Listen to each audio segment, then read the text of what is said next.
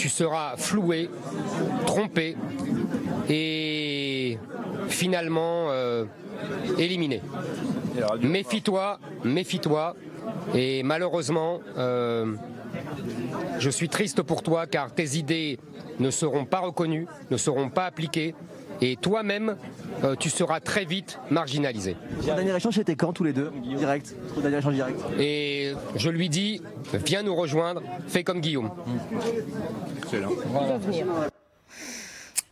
Merci Paul et merci Éric Ciotti de nous avoir rejoints. Voilà, bonsoir et merci. Je vous ai vu écouter avec attention Éric Zemmour. On va parler bien sûr de ce qu'il vient de vous dire, de ce ralliement de Guillaume Pelletier, mais aussi du nouveau protocole annoncé par Jean Castex, de la campagne Valérie Pécresse, de Emmanuel Macron qui était dans votre région et qui a parlé de sécurité. Bien sûr, vous n'y étiez pas. Non. Voilà.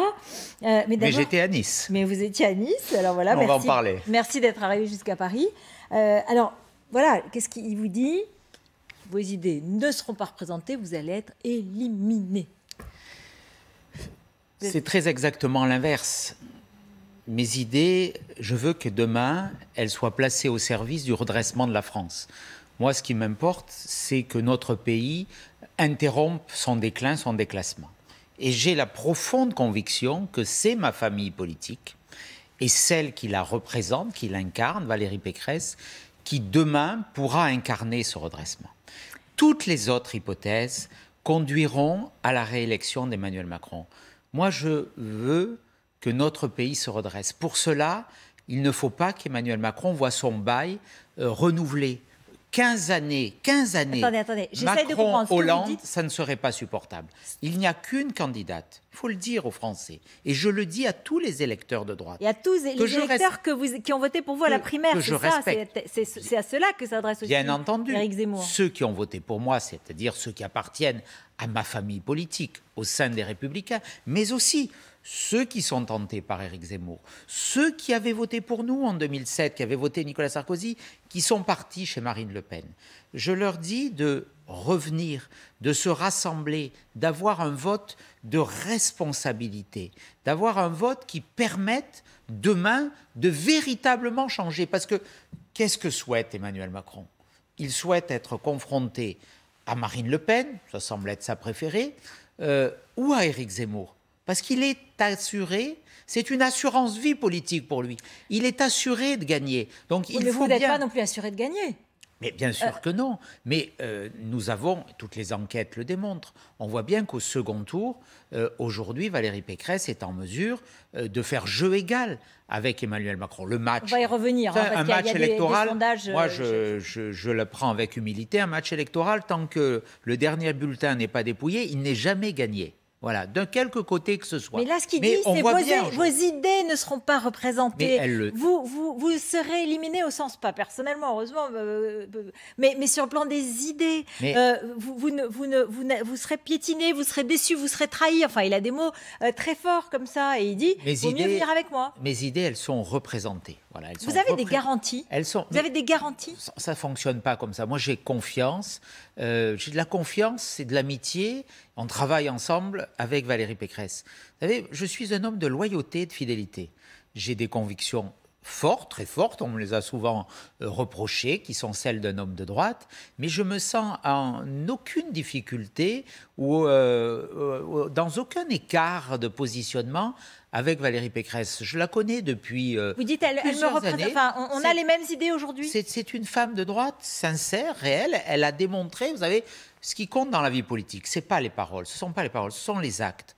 Voilà, elle a dirigé, et chaque Français peut regarder, elle dirige la région Île-de-France. C'est la première région de France, 10 millions d'habitants. Ce qu'elle a fait dans la région Île-de-France, à la fois sur l'économique et sur le régalien, sur la sécurité, eh bien, c'est la gestion d'une femme de droite sincère, concrète. Quand elle fait diminuer les dépenses publiques, la dette, quand elle met des mesures sur la sécurité, j'ai aucune difficulté. Donc vous n'avez aucun doute, vous n'avez aucun état d'âme. On est en train de bâtir un projet qui est fort en matière de protection des Français, qui est le projet sans doute le plus audacieux depuis depuis plusieurs décennies à droite. On va très loin dans les mesures qui sont proposées. Le retour à la double peine, c'est important. La fin du regroupement familial. Un peu l'anti-Sarkozy. La fin du regroupement familial automatique, c'est important. La rétention de sûreté pour les terroristes islamistes. Tout ça, c'est dans le projet. Alors,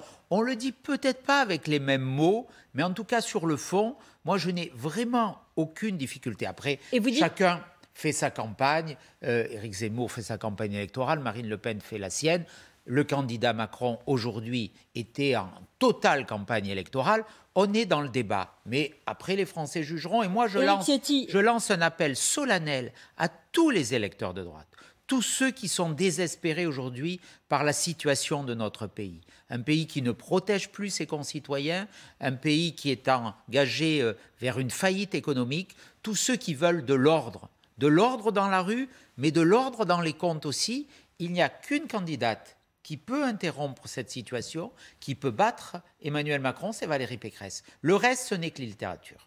Alors là-dessus, je vais quand même vous reposer la fameuse question. C'est un peu à répétition, mais vous aviez dit et répété, au deuxième tour, je voterai plutôt Zemmour que Macron.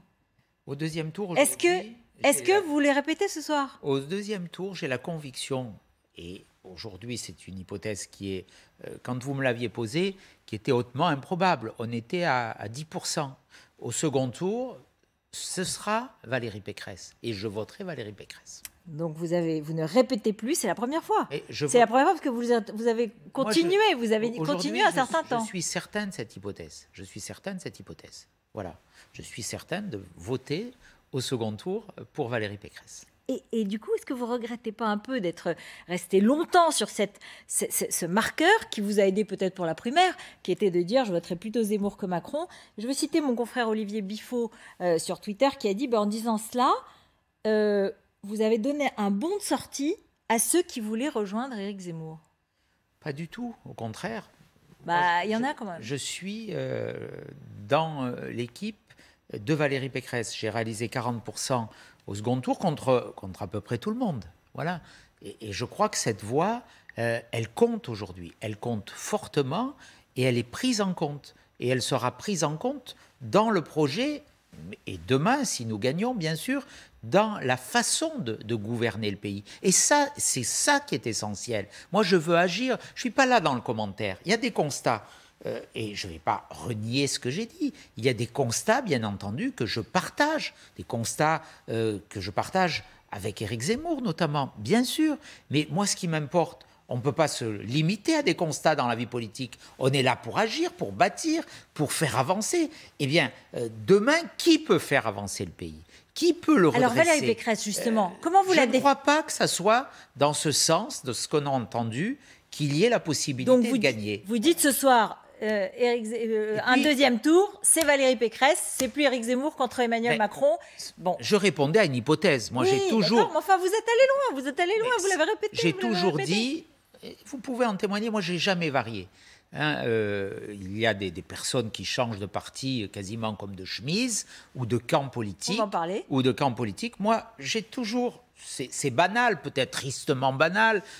C'est pas dans l'air du temps où certains se précipitent avec un engouement effréné vers celui qui est en tête dans les sondages. Moi, je suis gaulliste, j'ai toujours appartenu au RPR, à la même famille politique. Donc, j'ai toujours situé mon engagement dans ma famille politique. Après, vous m'avez posé des questions, j'y réponds. Alors, justement... Parce que je suis un homme de vérité, de sincérité et de loyauté. Et donc, vous avez changé votre réponse ce soir. Vous dites, au deuxième tour, ce sera Valérie Pécresse. C'est pas grave. Juste Valérie Pécresse, justement, elle parle. Elle dit qu'elle est 2 tiers. Merkel, un tiers Thatcher. Elle parle du Karcher, donc bon, c'est Nicolas Sarkozy. Mais si vous aviez à définir, avant qu'on parle d'autres personnalités, la marque Pécresse, c'est qui Pécresse? Comment elle se définirait? Elle, pas seulement parce que c'est Thatcher, parce que c'est Merkel, parce que c'est Sarkozy, parce que c'est qui? L'ordre et la concorde, voilà. L'ordre dont notre pays a besoin, parce que nous sommes dans un pays frappé par le désordre sur bien des sujets, et la concorde parce que la France a besoin aussi, à sa tête, d'une femme, ce serait une nouveauté extraordinaire, qui apaise. On a un président qui provoque, on l'a encore vu la semaine dernière, qui essaie d'éteindre les incendies avec des barils de kérosène, qui est dans la violence, qui est dans le clivage, qui est dans la provocation, qui est dans le mépris pour les Français, qui est dans la reconstruction, la déconstruction. On va voir les sondages aujourd'hui, apparemment ça lui a pas nui. Ou la déconstruction de notre histoire. Vous savez, le match n'est pas fini, c'est loin de là. Il se jugera à la fin de la partie. Hein. Bien sûr. À la fin de la foire qu'on compte les boules. C'est la phrase de Jacques Chirac. Un proverbe limousin ou auvergnat, je ne sais pas. Guillaume Pelletier, il avait voté pour vous à la primaire. Il l'avait annoncé. D'abord, il avait soutenu Xavier Bertrand. Hein. Ensuite, vous avez rejoint. Et maintenant, il est avec Éric Zemmour. Écoutez, Éric Zemmour, il est quand même très content de sa prise de guerre. Guillaume Pelletier nous aidera à trouver de nouveaux parrainages et je suis sûr que son expérience, son habileté, ses relations et son entre-gens nous seront très utiles, bien sûr. Mais il n'y a pas que ça, vous savez, dans l'avenue de Guillaume Pelletier. Tout Guillaume Pelletier nous sera très utile. Bon. Alors, c'est quand même une perte, c'est quand même un atout pour Éric Zemmour? J'ai pris cette décision avec tristesse. Voilà, Guillaume est un ami. Il m'a soutenu les 3 derniers jours. Quoi, voilà. Bon, il m'a apporté son parrainage. Il y en avait un. Voilà. Après, moi, je regrette cette décision. Je vous le dis. Moi, je suis pour la loyauté en politique, pour la clarté. Voilà, il fait un choix, c'est le sien. Mais il va donner de la force à Éric Zemmour parce qu'aujourd'hui, on en reparlera dans les sondages. C'était déjà assez intégré depuis quelques mois. On voyait bien un peu où il voulait aller. Oui, mais enfin, il vous avait soutenu, donc c'est pour ça que... Et vous dites, vous, à vos électeurs, je l'ai lu dans le Figaro de ce matin, vous dites, moi, je dis à mes électeurs, c'est pas Guillaume Pelletier qui me représente. Bah, bien sûr. Oui, parce qu'il a dit, voilà, vous dites, Guillaume Pelletier n'a aucune légitimité pour parler au nom des 40% qui ont voté pour moi. Bien sûr. Parce qu'il l'a dit, il a eu l'air de dire, mon ami Ciotti, et donc moi je vais chez Éric Zemmour. Il y a quand même toujours cette passerelle. Je crois quand même être le mieux habilité à parler au nom de ceux qui m'ont fait confiance. Voilà, je les connais, je sais ce qu'ils pensent, je sais ce qu'ils croient, je sais ce qu'ils veulent.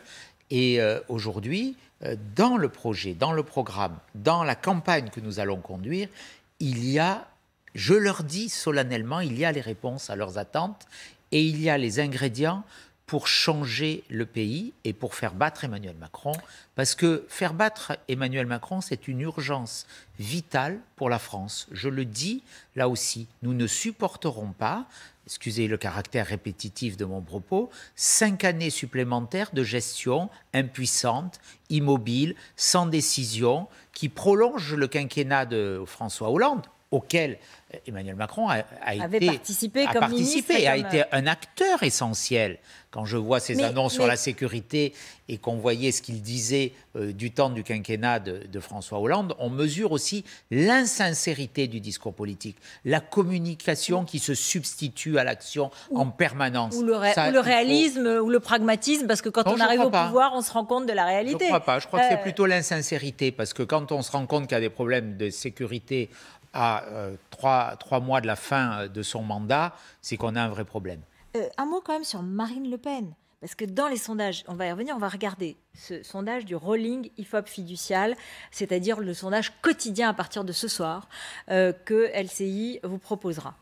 À J-90, donc Emmanuel Macron est toujours en tête, et après sa fameuse phrase sur les j'emmerde les vaccinés, et les non-vaccinés, pardon, et Valérie Pécresse... On peut dire tout le monde, hein, finalement. C'est pas moi, de toute façon. J'ai emprunté une phrase et je l'ai mal rapportée. Mais Marine Le Pen... C'est un peu son attitude. Marine Le Pen est au 2e tour. Dans ce sondage, elle dépasse Valérie Pécresse de 2 points. Marine Le Pen qui a acquis une certaine crédibilité dans un sondage Voice pour Libération. Sur certains sujets, elle apparaît comme une candidate crédible. Elle reçoit des parrainages. Elle a reçu le parrainage de Robert Ménard. peut-être que finalement, tout ça pour ça, elle va se retrouver au deuxième tour. Le parrainage de Robert Ménard, ce n'est pas une grande surprise. Il la soutient depuis le début. Il était plus proche d'Éric Zemmour à un autre moment. Non, je ne crois pas. Enfin, peu importe. Mais Marine Le Pen, elle menace aujourd'hui, entre guillemets, votre offensive. Je ne crois pas. Voilà, on a une campagne à livrer. Je suis convaincu, profondément convaincu, qu'au moment du choix décisif, qui sera un choix capital pour l'avenir du pays, parce que c'est le destin de la France qui se joue au mois d'avril, les Français choisiront quelqu'un d'expérience, de compétence, de crédible. Voilà, on ne s'improvise pas président de la République. Voilà, quelle expérience pour Marine Le Pen. Quelle expérience, quelle compétence, quelle capacité à donner une impulsion nouvelle. Elle va gouverner avec qui? Quel va être son gouvernement? Quelle va être son équipe? Quel va être son positionnement international?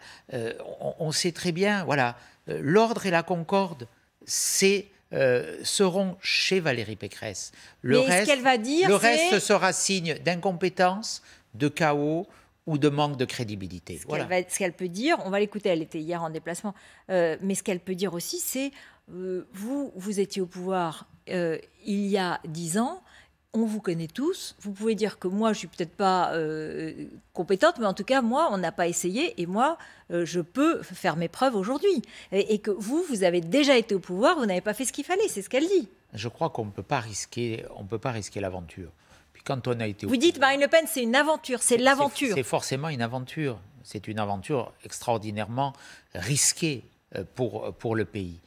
Nous avons été au pouvoir dans des circonstances terribles de crise économique majeure et on a fait face. Voilà, imaginons des gens sans expérience. Quand Nicolas Sarkozy sauve quelque part le système financier international, la question était de savoir si les Français pouvaient aller récupérer leur épargne sur leur compte bancaire. Elle n'aurait pas été capable pour vous de gérer cette crise? Bien évidemment que non. Voilà, donc il faut de l'expérience, il faut de la stature, il faut de la compétence. Et ça, on choisit le président de la République. C'est pas un vote d'humeur. Moi, je suis persuadé qu'au dernier moment, les Français auront un vote de responsabilité pour choisir celle qui sera la mieux à même de leur donner une espérance nouvelle, parce qu'aujourd'hui, c'est un peu une désespérance qui frappe le pays. Alors, Marine Le Pen, elle était donc à côté de Perpignan, à la frontière avec l'Espagne, et elle s'est exprimée, et justement, elle s'en est pris à vous, à vos candidats, à votre candidate. On dit, quand on n'a rien à dire, on parle fort. Bon, je pense qu'un certain nombre de personnes font assaut d'outrance dans le domaine de l'immigration, précisément parce qu'ils ne sont pas crédibles sur ce sujet. Et comme ils ne sont pas crédibles, il faut qu'ils soient outranciers. Le problème, c'est que derrière, il n'y a pas un travail sérieux. Moi, j'attends de voir le travail sérieux de ces candidats-là. Parce que c'est bien beau de dire il faut arrêter l'immigration comme nous le faisons depuis 40 ans, mais nous proposons des solutions. Eux, elles sont où leurs propositions? Où sont leurs textes de loi? Vous voyez, elle vous renvoie presque la même chose. Elle vous dit où sont vos textes de loi, où sont vos propositions? Ils sont quasiment tous déposés sur le bureau de l'Assemblée nationale. Voilà, on aimerait que Mme Le Pen en fasse de même. Oui, parce que vous avez une centaine de députés. Elle est députée. Voilà, on voit bien, il suffit de regarder son travail parlementaire à l'Assemblée nationale. Voilà, donc là, on est un peu dans le théâtre, mais l'élection présidentielle, c'est quelque chose de grave. Le moment est grave et sérieux. Nous traversons une crise sanitaire qui a emporté beaucoup de nos concitoyens. Il y a des difficultés économiques qui en sont la conséquence. Il y a le terrorisme qui avance. Il y a la montée du communautarisme. Il y a de la violence dans la rue. Il y a des tensions dans le pays.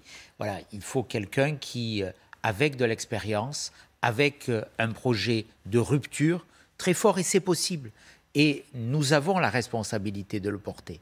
Et quelque part, dans la campagne de Valérie Pécresse, je veux en être le garant aussi, parce que c'est un message que j'ai porté dans la campagne interne, celui d'un programme de rupture, celui d'un programme qui balaie certaines hésitations. Vous êtes là pour être la vigie pour bien contrôler que ça va être vraiment un programme de rupture et pas un programme trop conciliant, c'est ça ? Valérie Pécresse n'a pas besoin de vigie. Je crois qu'on échange au quotidien, en permanence. Elle mesure, et elle le sait bien, la gravité du moment. Quand on a l'ambition d'être président de la République, et c'est son cas, on mesure d'abord on évalue la situation, le constat, mais surtout on porte des propositions. Les propositions, elles sont là. Nous avons les textes constitutionnels, ils sont prêts, ils ont été présentés, ils ont été déposés. On a un programme chiffré. Puis on va le développer. Vous allez nous au cours des semaines qui viennent. À venir. Alors vous allez réagir avec moi à ce qu'a dit Jean Castex ce soir. Il était chez nos confrères de France 2 et il a donné le nouveau protocole à l'école, justement sur la crise sanitaire.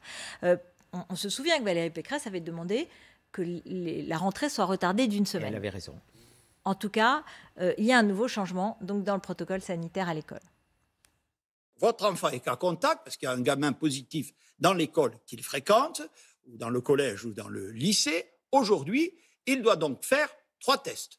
Un test PCR ou antigénique en pharmacie, et c'est là qu'on alimente les queues, et 2 autotests ensuite, au bout de 2 jours et de 4 jours. Je vous annonce, en réalité, de pouvoir recourir à 3 autotests. Plutôt qu'un PCR et Exactement. 2 autotests, que des autotests. Exactement. Dans le protocole actuel, on disait, vous devez produire une attestation à chaque fois pour dire, ben voilà, l'autotest que j'ai pratiqué est négatif. Là, on va demander une attestation, une fois pour toutes, pour simplifier la vie des parents et des enseignants. Voilà, on simplifie, il n'y a plus un PCR, il y a 3 autotests, il y a 11 millions d'autotests qui vont être livrés dans les pharmacies et qui seront gratuits. C'est un peu panique à bord, hein. 11 millions d'autotests, ça ne suffit pas si tout le monde doit se tester. Hein. Les enfants, là on parle des enfants... 3 tests, voilà, bon, à peu près 9 millions d'élèves, je crois, en France, peut-être plus, voilà. Mais bon, donc on voit bien que déjà on est limité. Mais ce que ça traduit tout ça, c'est de l'improvisation. Quand même, le ministre de l'Éducation nationale a été d'une légèreté extraordinaire. Il annonce le protocole sanitaire le soir à 20h avant la rentrée scolaire. Voilà, c'est pour ça que Valérie Pécresse avait dit prenons du temps. On sait qu'après les fêtes, il y aura une flambée des contaminations. Elle a été là et qu'il y ait du temps pour faire en sorte que cette rentrée soit bien organisée. Des médecins l'ont demandé, ce report. Ce n'est pas que Valérie Pécresse. Rappelez, il y a eu une tribune dans le JDD. Des enseignants aussi. Donc là, on est un peu dans l'improvisation. C'est ce qui marque la gestion de cette crise depuis le début. On a toujours un temps de retard et une forme d'improvisation. Quand même, vous reconnaissez que c'est important de laisser les écoles ouvertes. Bien une sûr. Semaine dans une année scolaire, ça compte. Mais vous mesurez aussi la désorganisation pour les parents. Ce matin, peut-être on y reviendra, j'espère, je visitais la prison de Nice. Il y a des surveillants qui me disaient, ce matin, on a des problèmes d'absentéisme parce que dès qu'il y a un cas, les parents sont obligés, sont appelés, il faut qu'ils aillent chercher leurs enfants. Alors ça ne sera plus le cas. Donc, ce ne sera plus le cas. C'est une forme de désorganisation immédiate, qui est peut-être beaucoup plus déstabilisatrice que si on avait anticipé 3 ou 4 jours pour décaler la rentrée. Ce ne sera plus le cas puisqu'ils seront appelés qu'à la fin. Les enfants sortiront à la fin de la journée et s'ils sont suspects, ils feront leur test. Jusqu'à un nouveau changement, hein, puisque ça change quasiment tous les jours. Bon, voilà. Mais la crise sanitaire... Il se passe toujours quelque chose dans ce gouvernement. Mais pas dans ce gouvernement, dans la crise sanitaire, dans le Omicron, dans le Delta qui demeure. Enfin, sur l'école... Vous étiez favorable au pass vaccinal. Absolument. Donc vous êtes, je dirais, parmi les raisonnables, entre guillemets. Je ne sais pas si on enfin, peut en tout cas, parmi ceux qui essayent de... J'ai voté le pass sanitaire cet été, j'ai voté le pass vaccinal, je crois au vaccin. Et on voit bien, là aussi, vous savez, la vie politique nécessite aussi de s'appuyer sur des expériences concrètes. Moi, j'ai passé la semaine dernière, c'était le soir du 31, dans le service de réanimation du CHU de Nice. Voilà. La quasi-intégralité des personnes qui étaient hospitalisées pour Covid n'étaient pas vaccinées. Donc, il faut le dire. Il faut dénoncer des discours qui sont complotistes, extraordinairement dangereux, venant de politiques ou venant aussi, ce qui est peut-être encore plus grave, de scientifiques ou de médecins. Voilà, parce qu'ils portent une lourde responsabilité dans les doutes qui habitent aujourd'hui une partie de nos concitoyens, que j'entends, parce que je respecte tout le monde, mais notre rôle, c'est aussi de donner un message de responsabilité, parce que... pourquoi il y a ces doutes? C'est parce que le gouvernement a tellement varié, même sur la... On sait pas. Enfin, il y a aussi, vous dites vous-même, il y a des médecins qui entretiennent, il y a des politiques, il y a des complotistes, il y a des discours. Mais le gouvernement a beaucoup changé de discours. Hein. Oui, mais depuis le début, les masques, rappelez-vous, M. Véran, étaient inutiles. Oui, mais, ça a participé. Mais est-ce que vous êtes d'accord qu'il faut être assez humble? On ne croit plus à ce qui nous a été dit. Mais c'est pour ça que je crois, d'ailleurs... Est-ce qu'on peut pas... On est obligé d'être assez humble. D'ailleurs, c'est une forme de piège pour vous, parce que si vous voulez être responsable, vous ne pouvez pas dire tout est nul sur la crise sanitaire, parce que vous ne pourriez pas être pris au sérieux. C'est pour ça qu'on a voté le pass vaccinal, parce qu'il ne faut pas dire n'importe quoi. Parce que moi, je crois au vaccin, je crois en la science, je crois au progrès. On a une chance extraordinaire. Malheureusement, la France a été exclue de ce succès, d'avoir trouvé que des équipes scientifiques aient trouvé aussi vite des vaccins qui ont sauvé des vies, qui ont protégé. Mais dans votre famille, ça n'a pas été unanime. Hein. Je me permets de vous rappeler que c'était 3 tiers. Hein. Il y a eu un tiers d'abstention, un tiers de vote pour, un tiers de vote contre. Et ça passe au Sénat depuis cet après-midi. Ça n'a pas été unanime En Marche aussi. La moitié du groupe En Marche n'a pas voté le pass vaccinal, si vous prenez ces calculs. Voilà. Nous, il y a eu 20% du groupe, un peu plus, qui s'y est opposé. Mais les 3/4 du groupe ne s'est pas opposé au pass vaccinal. La réalité, elle est là. Qu'est-ce qu'il faut faire pour conclure sur ce sujet? Parce que si on prend ce calcul, il faut le prendre pour les autres aussi. Ça veut dire que plus de la moitié des En Marche n'ont pas voté le pass vaccinal. Voilà. Sur cette question, juste pour conclure, vous êtes très clair sur, je dirais, les antivax et ceux qui les alimentent. Est-ce que vous seriez favorable à ce que propose un professeur en hématologie et un avocat au barreau de Paris dans une tribune dans Le Parisien ce matin? Qui est venu, c'est le candidat. Voilà. Aujourd'hui, il faut dire les choses clairement.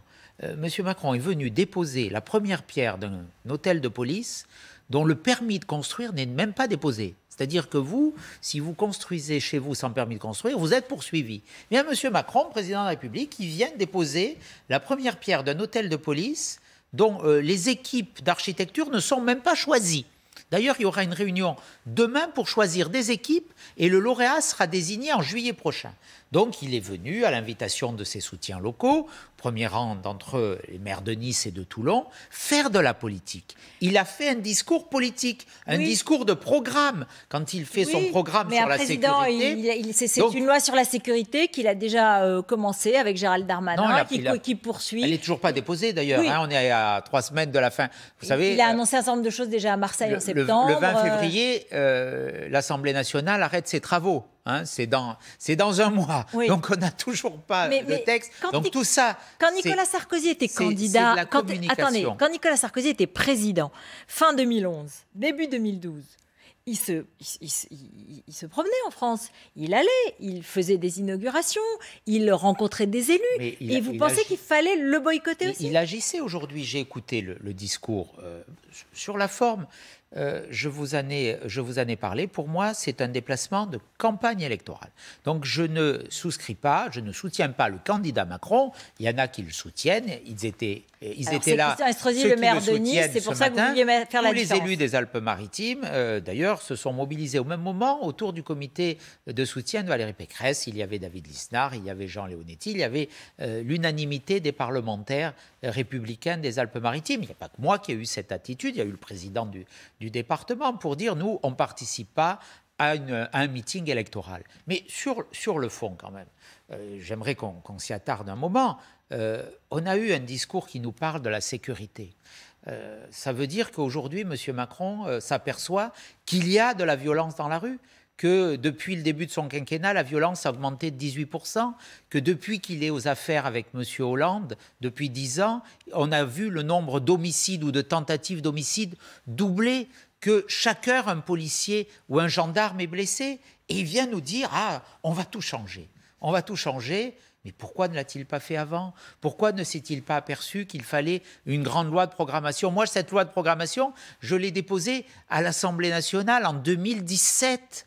Les chiffres qu'il évoque aujourd'hui, je les ai mis dans ma proposition de loi. Bien sûr que... Donc il reprend aujourd'hui des choses que vous trouvez normales. Il faut des moyens, mais on est à la fin de ce quinquennat et il n'aura pas l'occasion de l'appliquer puisqu'il sera battu par Valérie Pécresse. Donc c'est un discours de candidat. Moi, j'aurais attendu du président de la République des actes. Et puis, il y a des lacunes extraordinaires dans ce discours. Vous savez, pardonnez-moi, mais tout à l'heure, vous avez parlé de Nicolas Sarkozy qui a dû affronter la crise économique et la crise des subprimes et qui donc l'a empêché d'appliquer un certain nombre de ses promesses électorales. La crise sanitaire, le terrorisme, ça n'a pas empêché peut-être Emmanuel Macron d'appliquer ce qu'aujourd'hui il propose? J'ai l'impression que la crise sanitaire lui a donné un alibi pour dépenser sans compter, avec l'argent des autres et avec l'argent du contribuable. C'est aujourd'hui, chaque fois qu'il se déplace, ce sont des milliards d'euros qui sont mis à la charge potentielle du contribuable. C'est le chéquier ouvert, c'est le chéquier électoral. On achète des catégories, des clientèles. Mais si vous permettez juste deux lacunes fondamentales que je veux relever dans ce discours, rien sur la justice. Rien sur la justice. Voilà, il y a une table ronde sur la sécurité, il n'y a pas d'acteur de la justice. Rien sur le pénitentiaire, j'étais à la prison de Nice. Ce qui nous manque dans les Alpes-Maritimes, c'est une nouvelle prison. Il y a 155% de taux d'occupation, comme dans beaucoup de maisons d'arrêt à la maison d'arrêt de Nice. Il y a 38 matelas au sol. Il n'y a pas de centre éducatif fermé, pas un, et quasiment très peu dans la région PACA, pour accueillir les mineurs délinquants. Eh bien, vous savez que les agents pénitentiaires que j'ai rencontrés ce matin, ils n'étaient même pas conviés. Ils n'étaient même pas conviés. Ça veut dire que le sens de la peine, qui est souvent donnée par la prison, qui est la sanction ultime, mais qui est celle qui est la plus dissuasive, eh bien, on n'en prend aucun égard. Ça veut dire que l'engagement, que vaut les engagements de M. Macron aujourd'hui? Rappelons-nous, il nous avait promis 15 000 places de prison. Et il avait raison, c'est essentiel parce que tant qu'on n'aura pas ces places de prison, les peines ne seront pas exécutées. Vous ne pouvez pas les faire du jour au lendemain non plus. Oui, mais en 5 ans, combien en a-t-il construit? Moins de 2000. Et vous allez en faire combien? On en avait fait 7000 sous la présidence de Nicolas Sarkozy. Il y en a eu 1300 sous la présidence Hollande-Macron.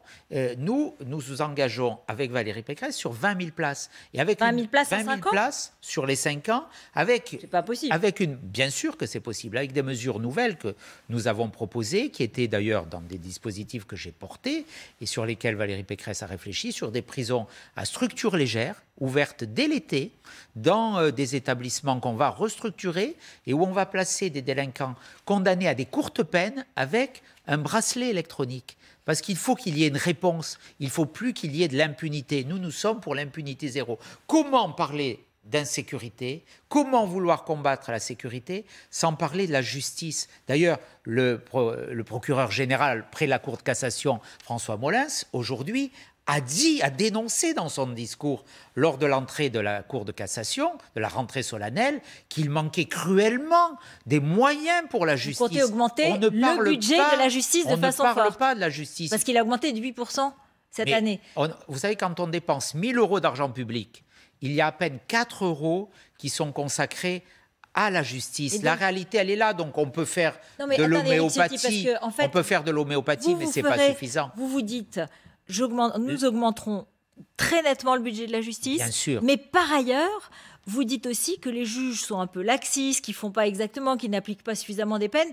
Mais donc, est-ce que vous garderez une justice indépendante?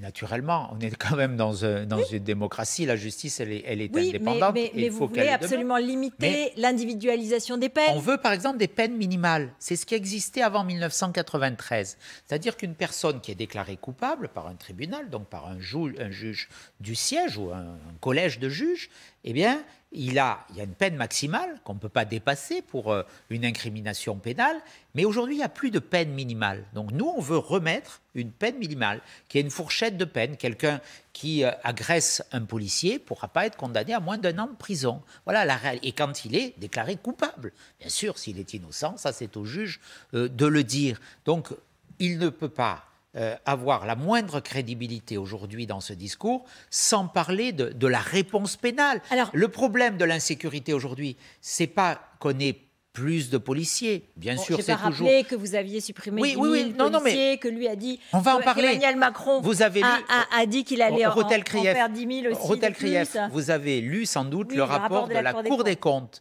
qui dit que malgré l'augmentation des effectifs, il y en a eu 8 000 sur ce quinquennat. Ce n'est pas les 12 000 qui sont annoncés, 8 000. On a moins de policiers sur le terrain.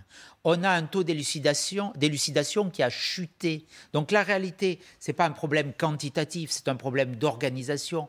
Et puis, à la fin, quand un policier arrête 10 fois, 15 fois, 20 fois la même personne, parce qu'il n'y a pas la réponse pénale adaptée, parce qu'il y a des places de prison qui font défaut, la réponse, elle est là. Et puis, comment parler, deuxième sujet, de l'insécurité sans évoquer, sans dire un mot de l'immigration? Aujourd'hui, un quart des détenus sont étrangers. Il y a un lien direct entre immigration et insécurité. Donc, nous proposons avec Valérie Pécresse le retour à la double peine. Quelqu'un qui a commis un délit sera expulsé ou il purgera sa peine dans son pays d'origine, puisque nous voulons, et Valérie Pécresse l'a annoncé ce matin, aussi engager des négociations pour que, et ça permettra de désengorger les prisons en France, pour qu'un étranger qui est condamné en France soit immédiatement expulsé et qu'il purge sa peine dans son pays d'origine.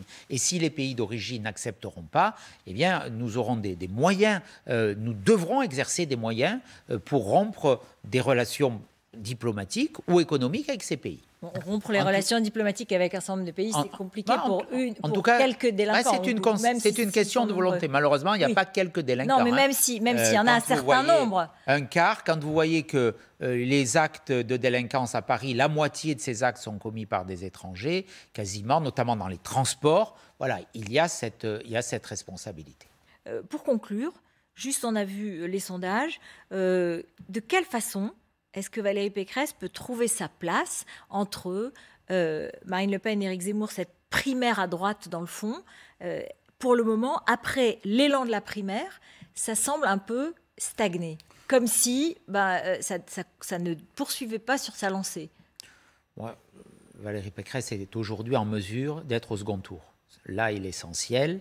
Et elle sera... Elle est à égalité ou derrière Marine Le Pen? Mais elle sera au second tour parce que le vote se cristallisera dans les derniers jours, voire dans les dernières heures.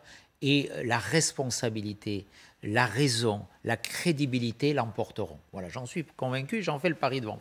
Merci beaucoup d'être venu sur notre plateau, Éric Ciotti. On verra de quelle façon...